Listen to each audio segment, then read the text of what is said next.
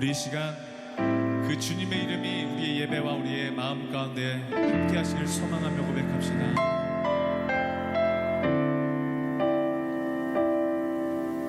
예수 우리 왕이여 이곳에 오소서 보좌로 주여 임하사 찬양을 받아 주소서. 주님을 찬양하오니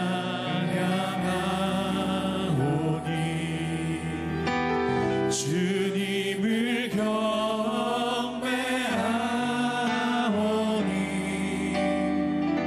왕이신 예수여 오셔서 좌정하사 다스리소서.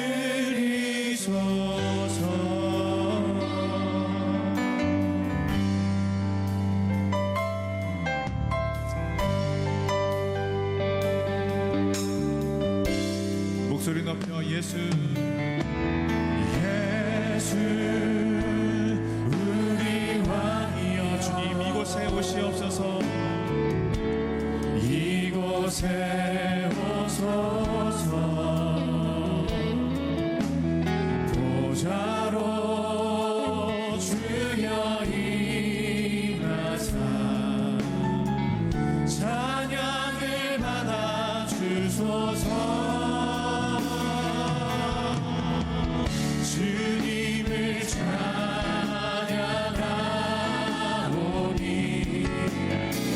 주님을 경배하오니 왕이신 예수여 오셔서 좌정하사 다스리소서. 아멘. 우리 더욱더 간절하고 우리 더욱더 진심을 담아 우리 주님의 오심을 소망하며 찬양합시다. 예수 우리 왕이여 예수 우리 왕이여 이곳에 오소서 보좌로 주여 임하사 찬양을 받아 주소서. 주님을 찬양하오니 주님을 찬양하오니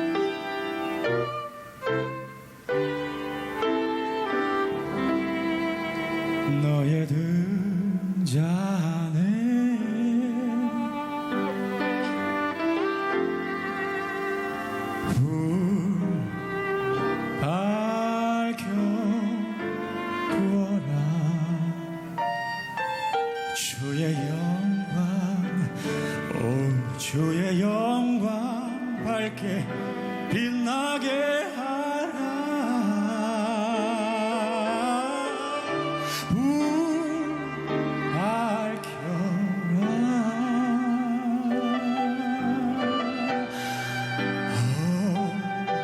어두운 세상 비춰라. 주의 사랑의 빛 너의 맘에 품으라.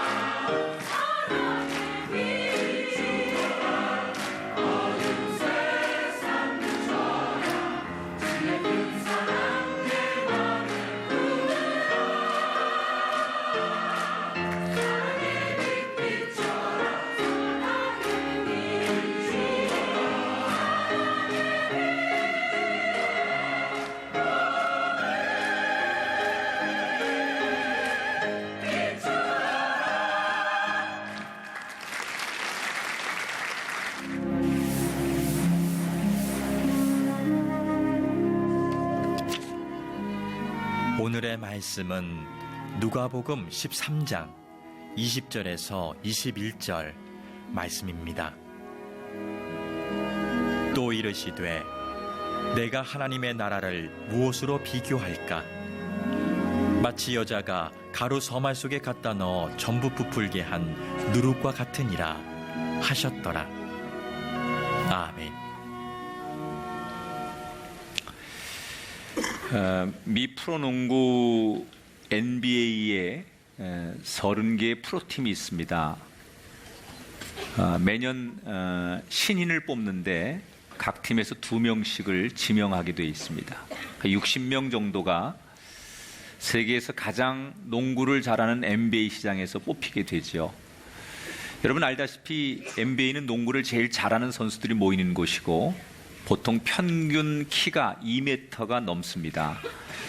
그런데 올해 화제가 되고 있는 최고의 선수를 꼽으라고 하면 아이제이아 토마스라고 하는 선수를 꼽게 됩니다. 평균 득점이 현재 9위입니다. 2012년, 2015년 올스타에 선정이 된 프로 6년차 되는 토마스라고 하는 선수. 왜 그가 화제가 되고 있느냐? 그의 키가 2m가 넘는 줄비한 선수들 틈에 174.6cm밖에 되지 않습니다. 중요한 건 저보다 작다는 겁니다. 제 키가 175 이상은 된다는 것을 여러분이 알아주셨으면 좋겠습니다. 사람들은 키가 커야 운동을 잘하고 농구를 잘할 거라고 생각합니다. 그래서 상대적으로 작은 선수가 좋은 성적을 낼 수 없다고 비교하고 그런 의식을 가지고 있지만, 토마스라고 하는 선수는 그 장신 숲을 헤집고 대단한 기량으로 키가 작아도 그 키 큰 선수들 틈바구니에서 얼마든지 좋은 기량을 낼 수 있음을 보여주면서 상식을 깨트리고 있습니다. 우린 때때로 인생을 살면서 나보다 더 잘하는 사람 또는 나보다 못하는 사람을 비교하며 동경하기도 하고 좌절을 하기도 하고 또는 상대를 우리가 무시하기도 합니다. 예를 들면 우리 어떤 사람들을 비교할 때 저 사람은 좋은 차 타고 다니네, 근데 저 사람은 상대적으로 작은 차를 타고 다니네 라는 걸 비교하면서 은근히 상대의 가치를 평가하죠. 나 자신도 내 주변의 친구나 이웃이나 동료들은 저만큼 앞서가는 것 같은데 나는 그 자리에 맴돌고 있으면 그 사람과 나를 비교하면서 상대적 박탈감과 열등감도 갖는 게 우리 인간이에요. 그리스도인이라고 예외는 아닌 것 같아요. 우리 역시 세상을 살면서 많은 비교의식 때문에 죄를 짓기도 하고 때로 우리 마음이 속상하기도 합니다. 오늘 누가복음 13장 1절부터 21절까지 예수님은 세상에서는 비교하면서 큰 사람, 작은 사람이 존재할지 모르지만 예수님의 관심은 특별히 하나님의 나라는 크든 작든 그게 중요한 게 아니라는 거죠. 다 소중하다는 거예요. 그래서 인간의 관점에서 크고 작은 것이 중요한 것이 아니라 하나님의 관점에서 모두가 소중하다는 것을 예수님께서 말씀하고 계십니다. 지금 누가복음을 우리가 한 장 한 장 강해를 하는데 이 누가복음의 스토리는 예수님께서 제자들과 함께 예루살렘이라고 하는 목적지를 향해 가시면서 과정에 생기는 에피소드가 이야기로 나오는 거예요. 지금 예수님은 예루살렘 십자가를 지기 위해서 그곳으로 뚜벅뚜벅 걸어가는 거죠. 그리고 그 가운데서 많은 일화들이 소개가 되는 거예요. 오늘 말씀에 예수님께서 사람들에게 이런 당부를 하십니다. 시대가 어려울수록 시대를 잘 분별해야 된다. 그리고 소위 세상에 대해서 눈을 뜨고 좀 바라봐라. 소위 깨어 있으라 라는 얘기를 하십니다. 그러면서 56절에 12장 56절에 외식하는 자야 너희가 천지의 기상은 분간할 줄 알면서 어찌 이 시대는 분간하지 못하느냐. 2000년 전에 과학은 발달하지 않았지만 기상학이 발달했어요. 그래서 사람들이 날씨를 어떻게 예측해요? 구름을 보고 바람을 보고 날씨를 예측하고 비가 올지 뭐 어떨지를 잘 예측했는데 그게 굉장히 정확했다는 거예요. 그러니까 예수님께서 세상의 구름이나 바람 이런 걸 가지고 기상을 예측하고 그런 것을 이해하면서 어찌 이 땅에 하나님의 아들 메시아가 와서 세상을 구원하려고 하는 것은 구분하지 못하느냐. 영적으로도 깨어 있어라.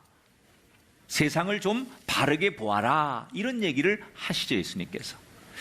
이런 도전적인 가르침을 주는데 이 이야기를 들은 어떤 사람이 예수님의 이야기를 듣고 나서 막 달려와서 예수님께 질문을 합니다. 1절, 13장 1절에 어떤 질문을 하느냐. 그때 마침 두어 사람이 와서 빌라도가 어떤 갈릴리 사람들의 피를 그들의 제물에 섞은 일로 예수께 아뢰니 이렇게 묻죠. 이게 무슨 얘기냐면 선생님 시대를 잘 해석하라고 하셨는데 궁금해서 묻습니다. 얼마 전에 빌라도라고 하는 군인이 총독이 그 불쌍하고 힘없는 갈릴리 사람들을 종교적인 이유로 무참하게 죽였습니다. 이런 건 어떻게 해석해야 됩니까? 그 힘없고 가련하고 그저 착하기만 한 갈릴리 사람들이 그 총독에 의해서 무참하게 죽음을 당했는데 이 일을 어떻게 해석해야 됩니까? 이렇게 질문했어요.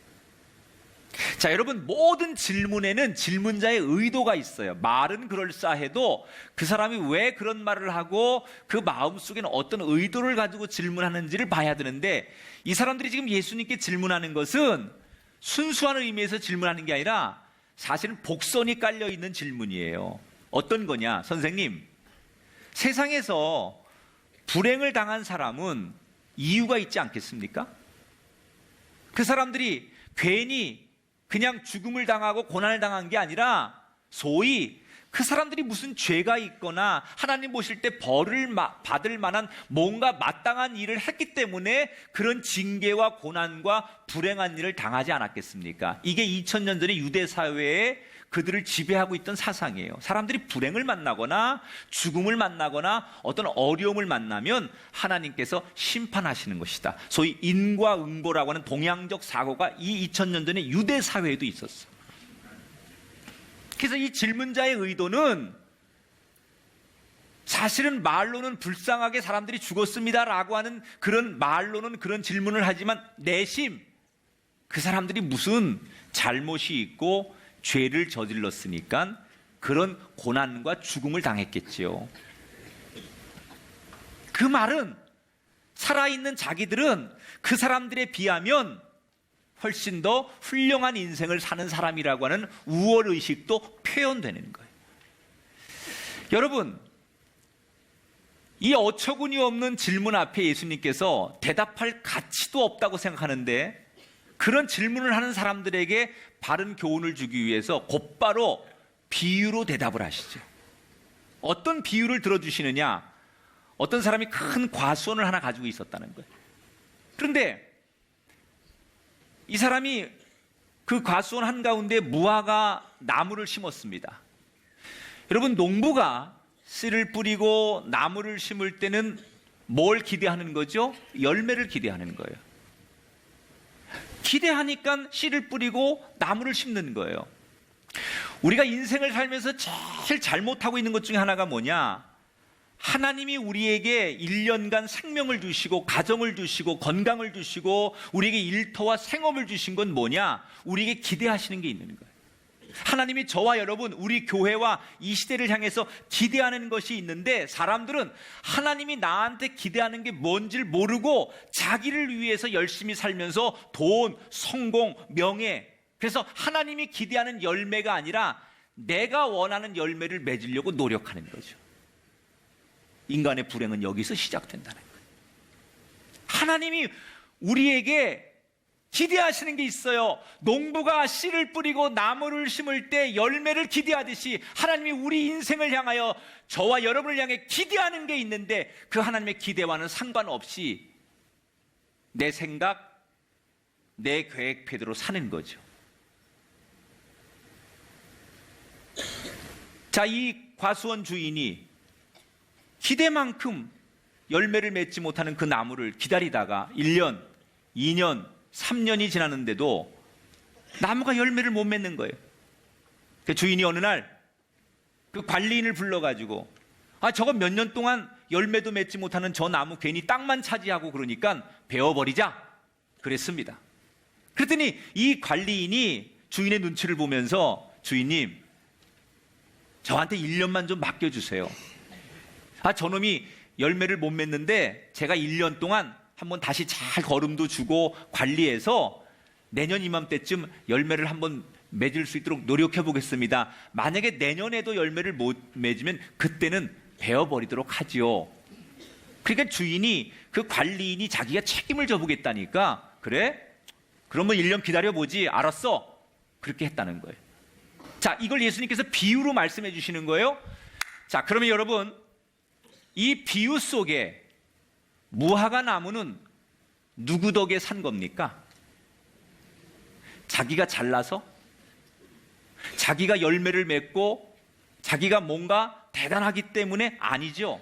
오직 주인과 관리자의 배려 때문에 살아남는 거예요. 지금 예수님께 그 갈릴리 사람들이 억울하게 죽었는데 그들이 죽은 것은 뭔가 그들이 죽을 만한 일을 했기 때문에, 뭔가 잘못이 있기 때문에, 원인이 있기 때문에 결과가 있는 것처럼 뭔가 이유가 있으니까 그렇지 않겠습니까? 라는 식의 의도의 질문을 한 그들에게 예수님 하고 싶은 얘기는, 나는 잘못한 게 없어서 이렇게 살아있고 복을 받고 있다고 생각하면 그것은 큰 착각이라는 거예요.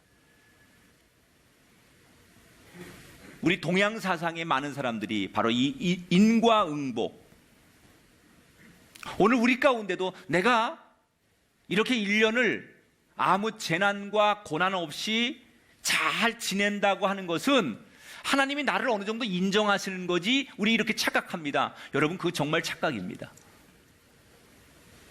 우리 모두는 다 죄인이에요.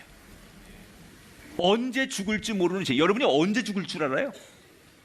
기독교는요, 죽음이라고 하는 신학을 굉장히 중요하게 생각해요. 다른 종교는 죽음을 꺼려합니다. 그러나 기독교는 이 죽음이라고 하는 것을 굉장히 중요한 신학으로 부각을 시킵니다. 그리고 이 과정을 우리가 넘어야만 기독교의 신학이 나오는 거예요. 사람이 언제 죽을지 모르는데 죽어야만 부활이 되는 거고, 죽어야 새 생명이 나오는 건데, 인간은 죽음을 향해 가는 거예요. 여기 어떤 사람도 죽음을 피할 수 없잖아요. 그런데 사람이 잘 죽는 건 뭐냐? 하나님 앞에 우리가 가기 전에, 죽기 전에 죽음을 잘 준비한 사람이 잘 죽는 거예요. 뭐가 죽음을 잘 준비하는 거냐? 내가 하나님 앞에 내 죄의 문제를 해결하면 죽음을 잘 준비하는 거예요. 만약에 내가 하나님 앞에 죄의 문제를 해결하지 못하고 어느 날 죽었다, 난 하나님을 모르고 하나님을 믿지 않고 죽었다, 그러면 그것은 심판의 자리에 가는 거예요. 그러나 내가 하나님을 믿고 죄의 문제를 해결하고 죽는다는 것은 하나님의 부르심, 쉼의 자리에 가는 거예요. 여러분, 언제든지 우리가 언제 부르실지 모르지만 우리의 죄의 문제를 해결하고 하나님의 살아계심을 인정하고 예수 그리스도가 나의 구주임을 고백하는 죽음을 준비하는 그리스도인이 되시길 축원합니다. 하나님은 누구를 정죄하시는 분이 아니에요. 어떤 이유 때문에 누구를 편애하시는 분이 아니에요. 우리 모두를 사랑하세요. 누군가의 불행을 보면서 저 사람들은 하나님 앞에 버림받은 사람이다, 이런 생각 절대 그리스도인이 가지면 안 된다는 거예요. 오히려 그런 사람을 보면서 나도 죄인인데, 나도 부족한 사람인데 하나님이 오늘 나 같은 사람을 살려주셨구나, 그래서 나를 돌아보며 겸손하고 내 죄를 회개할 줄 아는 기회로 삼으라는 거지. 남의 불행과 남의 고난을 보면서 나는 의로운 사람이라든지, 저 사람들은 나보다 더 많은 죄를 지었기 때문에 고난을 당한다라고 생각하는 것은 어리석은 생각이라는 거예요. 사람이 자기가 닥친 불행 자체도 고통이지만 제일 힘든 건요, 남들의 수군거림, 비난, 정죄, 비웃음. 내가 불행한 일을 만난 것도 고통이지만 사람들이 나를 향해서 수군덕거리는, 비웃는 거예요. 그때 사람이 가장 큰 상처를 받는다는 거예요. 야, 저 사람 그럴 줄 알았어? 저 사람 사는 거 보니까 저렇게 어려운 일 당할 줄 알았어. 그러면서 사람들이 그 사람의 불행에 대해서 저마다 자기들의 주관을 이야기할 때 그때 받는 상처가 크다는 거예요. 그런데 우리 하나님은, 하나님의 나라는 그렇게 세상 사람들의 시선으로 우리를 보지 않는다는 거죠. 여러분, 혹시 세상 사람들의 비웃음, 세상 사람들의 비난, 세상 사람들의 평가 때문에 괴로운 인생들이 계시다면, 사람의 시선이 아니라 누구도 비교하지 않고 여전히 우리를 사랑하시는 그 주님의 넓은 품에 여러분 인생이 안기게 되시길 주의 이름으로 축원합니다. 예수님께서 이런 이야기 하나를 마무리하시고 며칠이 지나 안식일이 되셨어요. 안식일은 우리처럼 이렇게 이제 모여 예배하는 날이죠. 자, 예수님이 안식일을 지키기 회당에 들어가셨어요. 그런데 정말 많은 사람들이 회당에 모였는데 그 예배를 인도하는 회당장도 있을 것이고 율법사도 있고 제사장도 있을 텐데 사람들이 예수님을 알아보고서는 예수님께 예수님 우리에게 말씀을 좀 전해주세요. 말씀을 가르쳐주세요. 예배 인도해 주세요. 그러니까 예수님께서 그들에게 할 수 없이 말씀을 가르치게 되었어요. 근데 그곳에는 정말 많은 사람들이 있어요. 그 지역의 권력자도 있었을 거고 부자도 있었을 거고 유명한 사람도 있었을 거고 장사하는 사람들도 있었을 거고 많은 사람들이 지금 그 회당에 모여서 예수님 말씀을 듣고 있는 거예요. 그런데 유독 예수님의 눈에 밟히는 한 사람이 있었어요. 잘난 사람, 유명한 사람, 똑똑한 사람, 많은 무리 가운데 유독 예수님의 눈에 밟히는 한 사람이 있었어요. 그가 누구냐? 11절에 보니까 18해 동안이나 귀신 들려 앓고 꼬부라져 조금도 펴지 못하는 한 여자가 있더라. 합병증 환자예요.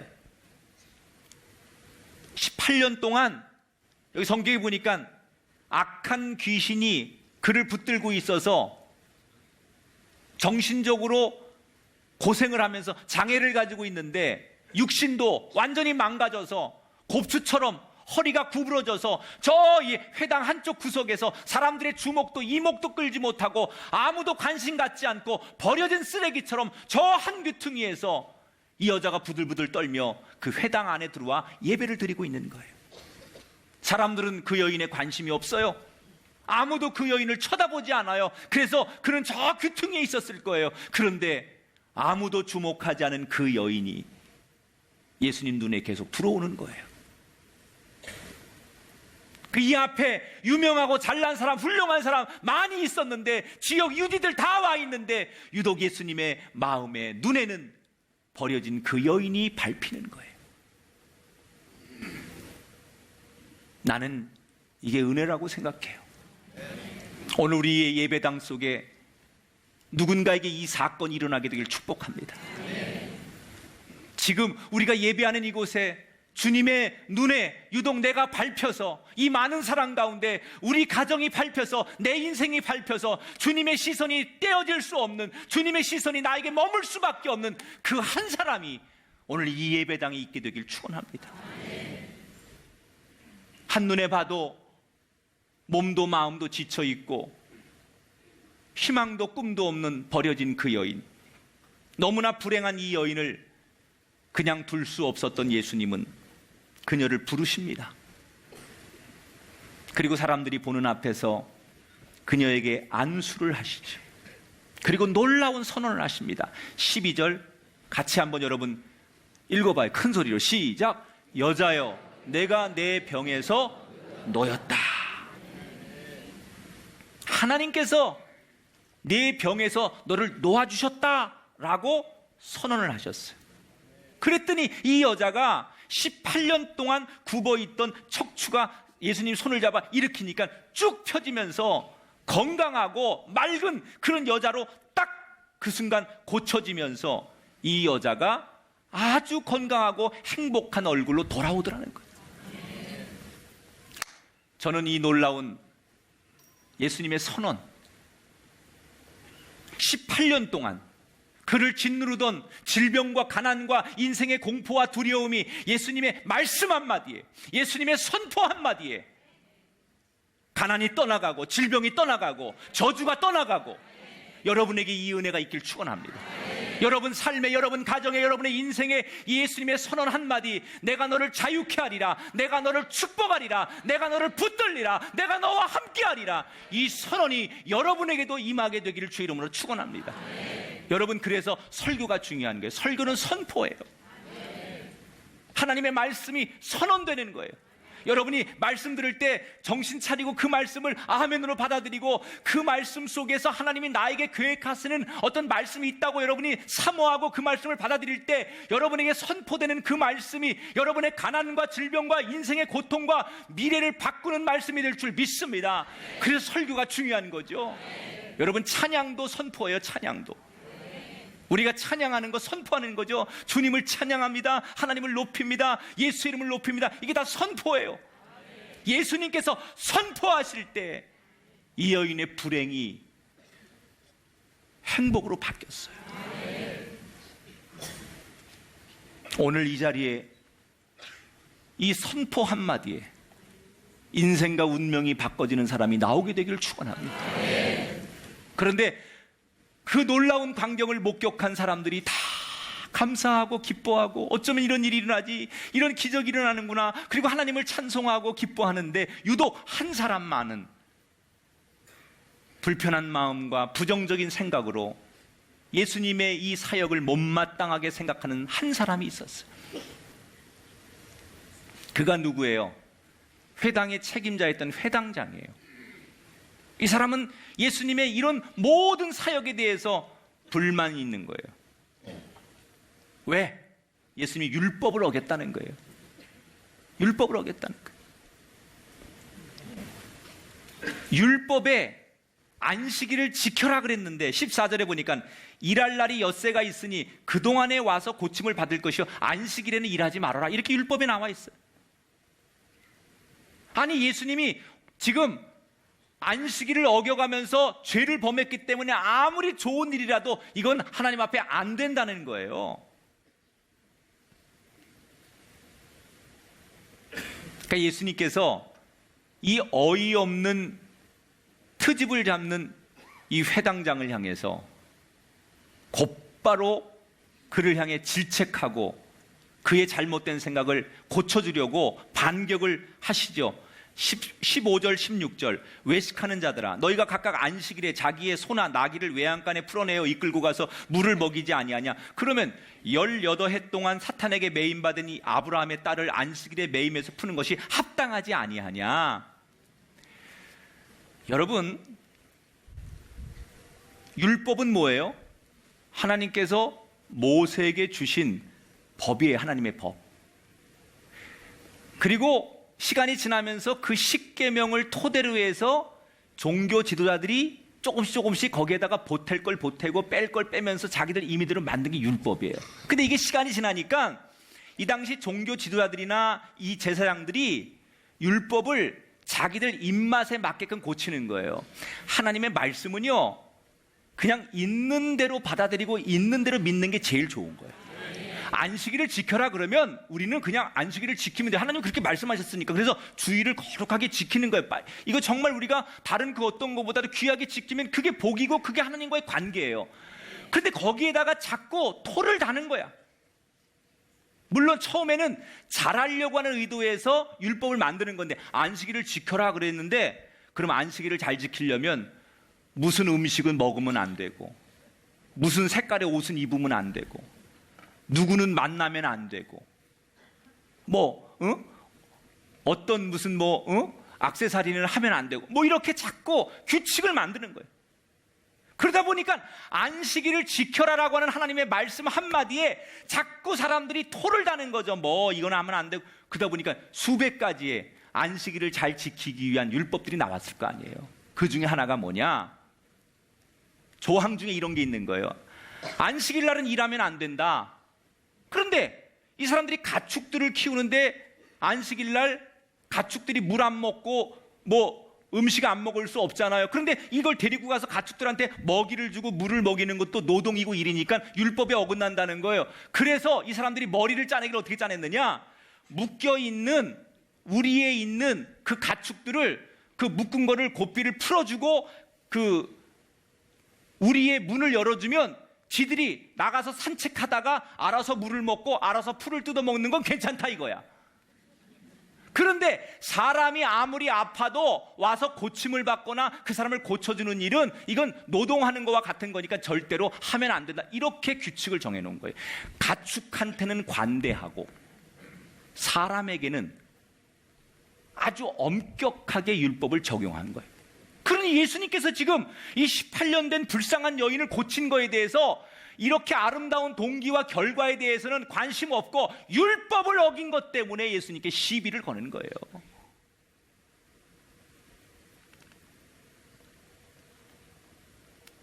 여러분, 왜 이 종교 지도자들이 이런 말도 안 되는 율법을 만들었을까요? 이유는 그런 거예요. 우리들한테 이익이 되느냐 안 되느냐 이걸 따지는 거예요. 가축들은 자기들한테 고기나 우유 이로운 것을 주는 반면에 저런 버림받은 환자, 약한 사람, 별 볼 일 없는 사람은 아무 도움이 되지 않는 거예요. 그러니까 나한테 이로운 것에는 느슨하게, 필요 없는 것에는 엄격한 규정을 적용하면서 율법을 만들다 보니, 그러면서도 자기들은 종교인 척하고 하나님 앞에 우리가 제사 드리는 사람이라고 하고 율법을 잘 지키는 사람들이라고 말하면서 자기들이 칭찬받고 있다고 생각하는 그런 사람들. 그러니까 예수님께서 그들에게 뭐라고 그래요? 독소를 퍼붓는 거예요. 이 외식하는 자들아. 이거 요즘 말로 바꾸면, 해석하면 이 잡것들아, 확 거시기 해버릴래 그냥. 뭐 그런 얘기 아니에요? 응?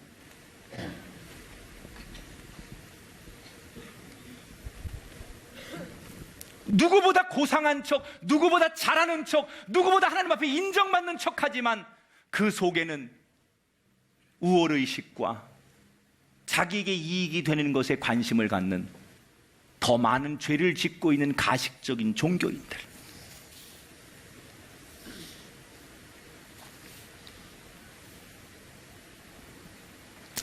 하나님의 나라는 그렇지 않아요. 하나님은 공감하시는 분이에요. 아픔을 공감하는 분이에요. 있는 그대로를 받아주시는 분이에요. 나는 여러분이 사람의 관점이 아닌 하나님의 관점에 의해서 그 하나님의 앞에 아픔을 공감받을 수 있는 그 사람이 되시길 축복합니다. 사람들로부터 자꾸 종교적으로 차별을 받거나 세상에서 차별을 받는 분이 계십니까? 여러분의 인생이 하나님께 붙들리게 되길 바랍니다. 사람의 시선이 아니라 하나님의 시선에 머물게 되기를 주의 이름으로 축원합니다. 사람 보지 마시고요, 예수님께 나오세요. 그러면서 오늘 예수님은 그 외식하는 종교 지도자들을 향해서, 그리고 많이 하나님 나라에 대해서 궁금해하는 그 사람들에 대해서 하나님 나라에 대한 결론을 얘기했습니다. 두 가지 말씀을 하시죠. 오늘 성경에 보니까 겨자씨의 비유와 누룩의 비유를 말씀하세요. 둘 다 아주 작은 미미한 존재.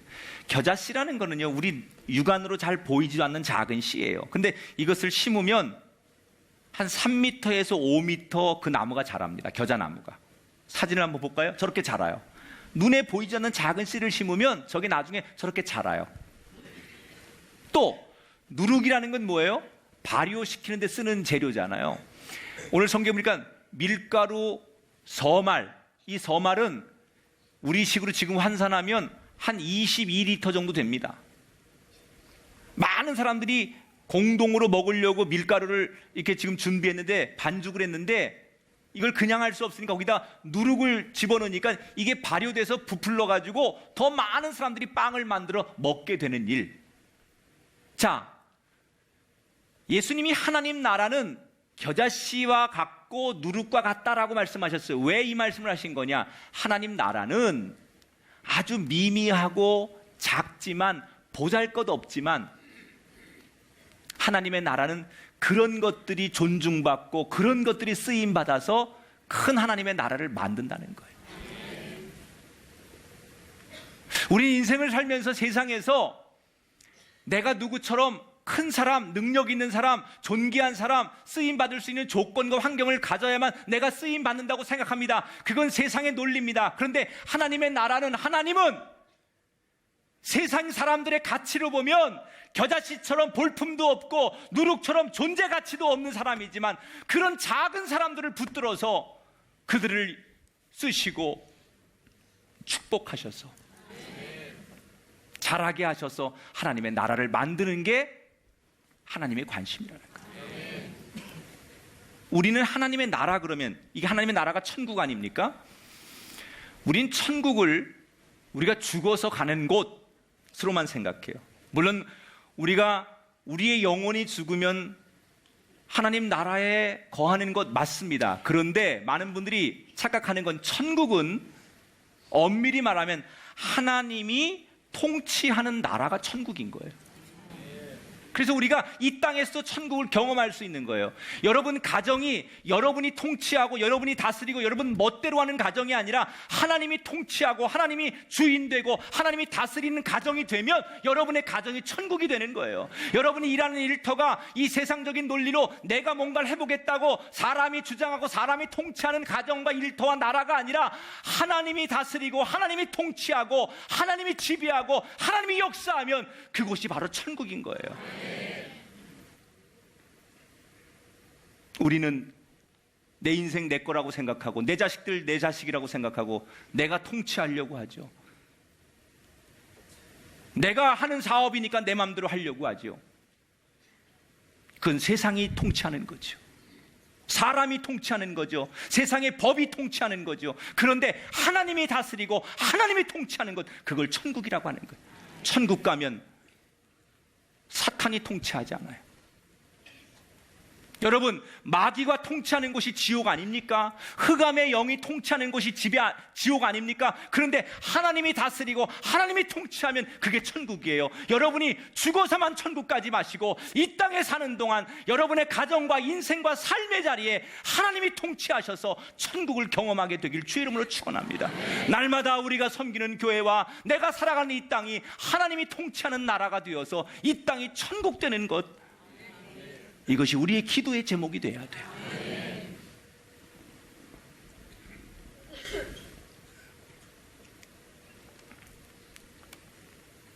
많은 사람들이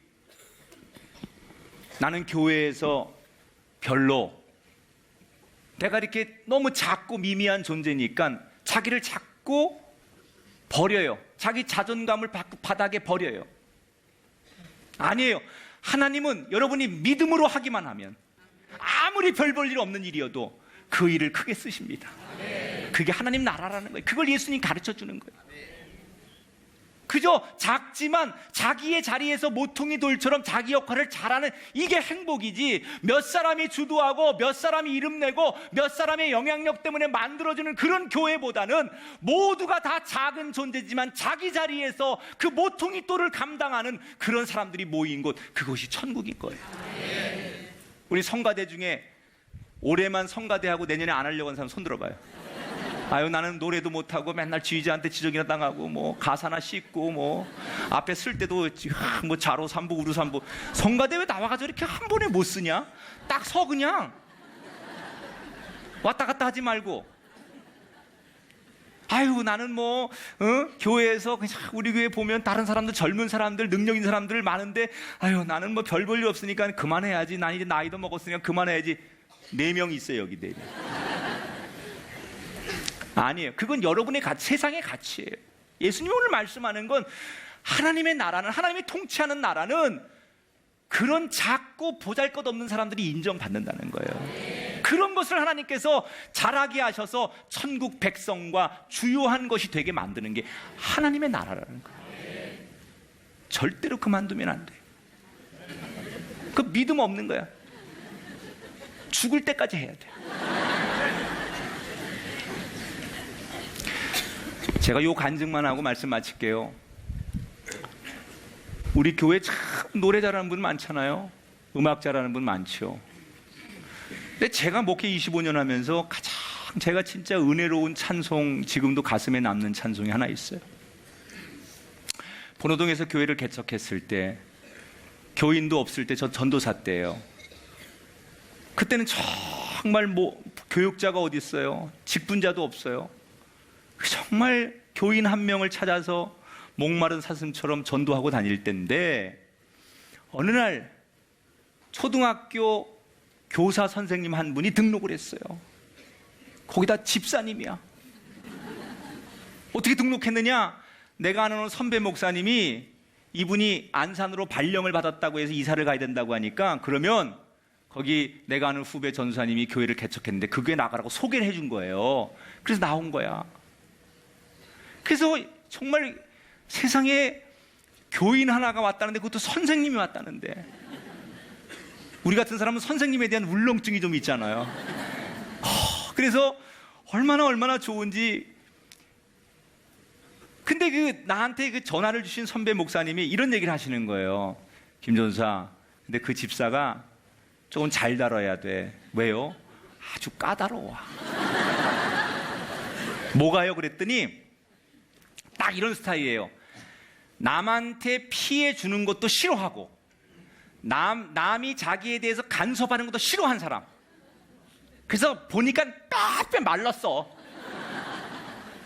아주 그냥 꼬장꼬장한 사람이고, 누가 자기를 이렇게 터치하는 것도 싫어하고, 남한테 뭐 하는 것, 자기 할 건 확실하게 하지만 절대로 남하고 이렇게 어울리지 않는 그런 사람 있잖아요. 아주 원칙주의자. 그런데 3대째 예수를 믿는데, 근데 아무튼 그런 정보를 가지고 등록을 했는데 신방을 가기로 했어요. 이제 새 신자가 등록을 했으니까. 그러니까 신방을 가야 되는데 하필이면 저희 아내가 아이가 막 아파가 열이 나가지고 병원에 아이가 입원을 해서 같이 못 가는 거예요.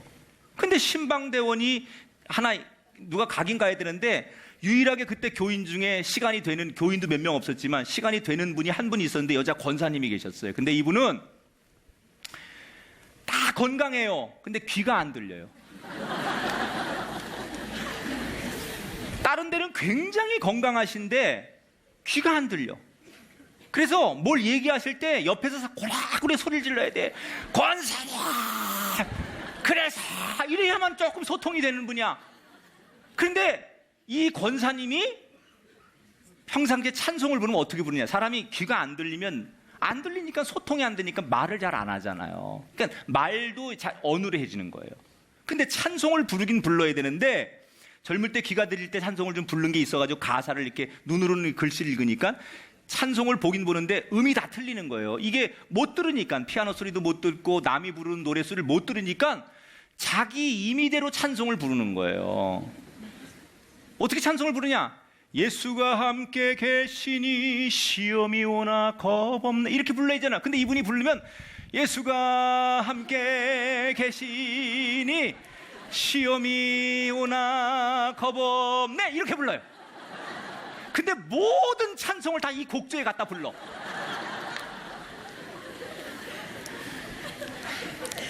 그런데 교인도 몇 명 안 돼서 개척교 예배를 드리다 보면 나도 나중에 이 사람을 따라가. 이게 멜로디가 너무 단순하니까, 그리고 또 안 들리니까 크게 부르는 거야. 예수가 함께. 그럼 나도 예수가 함께 계시냐다가 예수가 함께 따라가. 에라 모르겠다 그러고 막 하는 거야. 아, 근데 하필이면 신방을 가야 되는데 그분밖에 갈 사람이 없는 거예요.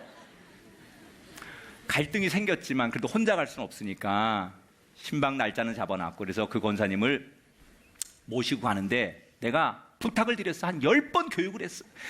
권사님, 오늘 신방 가서요 절대 찬송하지 말아요. 속으로 절대 부르면 안 돼요. 하면 안 돼요. 가만히 입모양만, 절대 속으로 하지 하면 안 돼요. 알았죠? 안 들리니까 내가 그렇게 막 10번을 그랬더니 나중에 짜증을 내시더라고. 아이, 내가 기먹었어, 그만해, 그러면서. 그래서 신방을 갔어요. 제가 신방을 가면 신방 받는 분에게 가장 좋아하는 찬송이 어떤 거 이렇게 물어봐요. 그리고 왜 이 찬송을 좋아하시냐고 물어봅니다. 그리고 그 찬송을 불러요. 근데 이분이 3대째 자기가 신앙생활 하는데 자기 할머니가, 어머니가 즐겨 불렀던 찬송이 이 찬송이래요. 그래서 자기가 이 찬송을 자연스럽게 좋아하니 그 찬송을 부르겠다는 거예요. 그게 주 안에 있는 나에게 딴 근심이 있으랴, 이 찬송이었어요. 주 안에 있는 나에게 딴 근심이 있으랴, 십자가 밑에 나가 내 짐을 풀었네. 그리고 주님을 찬송하면서 하잖아요. 찬송이 불러졌습니다. 권사님하고 나하고 계속 아이 컨택을 하는 거예요. 알았다 그러고 이제 권사님이 노래를 안 부르는 거예요. 입은 이렇게 열지만 정말 소리를 안 내고 속으로만 이렇게 이제 노래를 하기 시작했어요. 1절 잘하고 2절 잘했어요. 근데 3절이 들어가는데 문제가 생겼어요. 갑자기 너무 이 분위기에 이분이 은혜가 됐는지 눈을 감기 시작하는 거야. 아, 눈을 떠야 나하고 계속 아이 컨택이 되는데 권사님이 눈을 지그시 감더니 리듬을 타기 시작해. 리듬을 타는 거야. 그러더니 갑자기 이게 자기는 모르는 거죠. 그냥 자기는 속으로 한다고 생각하는데 너무 은혜스럽고 리듬이 타지니까는 소리가 나오기 시작하는 거예요. 조금 나오더니 후렴 딱 갔는데 3절 후렴을 갔는데 이분이 자기도 모르게 그냥 나온 거야. 주님을 찬송하면서 할렐루야 할렐.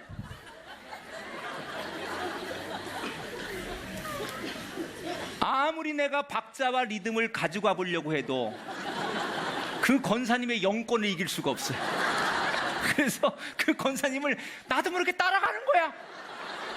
그래서 나도 그냥 4절을 그렇게 찬송을 불러버렸어. 세상에 망신 이런 망신이 어딨어. 그 사람 까다로운 선생님이라는데, 이런 꼴을 못 보는 사람인데, 야, 좋은 교인 하나 잃었구나. 그리고 낙심이 되니까 눈치가 보이는 거야. 아, 이분이 시험 들었으면 어떡하지? 그리고 눈치를 딱 보는데 예배를 끝났는데 이분이 손수건을 가지고 눈물을 막 닦는 거예요. 그러면서 제가 그때 전도사였는데, 전도사님 정말 오늘 은혜 받았습니다, 감사합니다 그래요. 그 내가 속으로 그러면 그렇지. 내가 말씀이 좋으니까 찬송은 좀 엉망으로 불러서도 말씀으로 커버가 됐나 보다, 이렇게 생각을 하고 내가 이렇게 약간 어깨에 힘을 주려고 하는 그 순간 곧바로 그분이 뭐라 그러냐, 오늘 찬송이 너무 은혜스러웠어요. 그러면서 그분이 얘기를 하시는 거예요. 할머니 손에서 어릴 때 컸대, 시골에서. 근데 그 할머니가 자기를 늘 무릎에 놓고서 재울 때마다 일어날 때마다 불러줬던 찬송이 이건 거예요. 근데 그 옛날 할머니들 다 찬송 그렇게 불렀는데 마치 이 권사님이 부른 거하고 비슷하게 불렀대요. 주님을 찬송하면서 할렐루야. 아이고 우리 새끼 잘도 잔다. 그리고 뭐 중간에 막 넣잖아, 추임새를. 옛날 어른들은 그렇게 찬송 불렀다고요. 그냥 내게 강 같은 평화 잘도 잔다. 아이고 이쁘기도 하지 주여. 그리고 또 하고 막 그렇게 하잖아 옛날 사람들은. 그러니까는 그런 것을 할머니로부터 자기가 체험을 한 사람이에요. 그리고 어머니가 그렇게 신앙생활을 평생 했던 사람이에요.